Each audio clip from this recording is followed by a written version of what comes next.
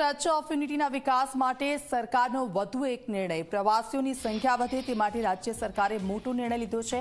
વડોદરાથી statue of યુનિટીને જોડતા રોડનો વિકાસ કરાશે। હાઈ સ્પીડ કોરિડોર તરીકે વિકસાવાશે। વડોદરા એકતાનગર માર્ગ મુખ્યમંત્રીએ 382 કરોડની ફાળવણીને મંજૂરી આપી છે। સંવાદદાતા હિતલ અમારી સાથે જોડાઈ ગયા છે। હિતલ, સ્ટેચ્યુ ઓફ યુનિટી કે જેમાં વધુ એક વિકાસની ગાથા છે કે સરકારે તેનો નિર્ણય લીધો છે અને તેનાથી લોકોને પણ ખૂબ ફાયદો થશે।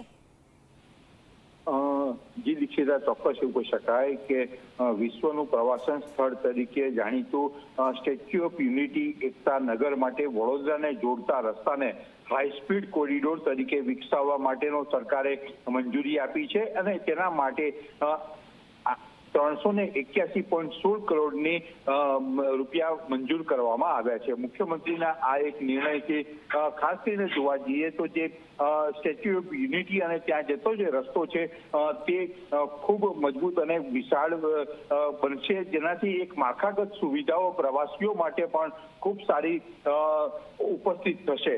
ખાસ કરીને જોવા જઈએ તો સ્ટેચ્યુ ઓફ યુનિટી સુધી પહોંચવામાં સરળતા રહે અને સાથે સાથે સમય અને ઈંધણનો પણ બચાવ થાય એ પ્રકારનું આયોજન ટુરિઝમ વિકાસને વેગ આપવા માટે આ મંજૂરી આપવામાં આવી હોવાની જાણકારી મળી રહી છે। તેનાથી પ્રથમ ફેઝનું જે કામ છે એ હાઈ સ્પીડ કોરિડોર પ્રથમ ફેઝની કામગીરી અંતર્ગત વડોદરા નેશનલ હાઈવે 58 જંકશનથી બુડા હદ સુધીનો 6 માર્ગીય રોડ, બંને બાજુ સર્વિસ રોડની કામગીરી અને જે ગુડાના હદથી ડભોઈ સુધીની લાંબી લંબાઈ જે છે એ 2.5 કિમીની લંબાઈના સ્ટાન્ડર્ડ 4 માર્ગીય માર્ગ પણ બનાવવામાં આવશે। જી બિલકુલ, આભાર હિતલ સમગ્ર વિગત બદલ।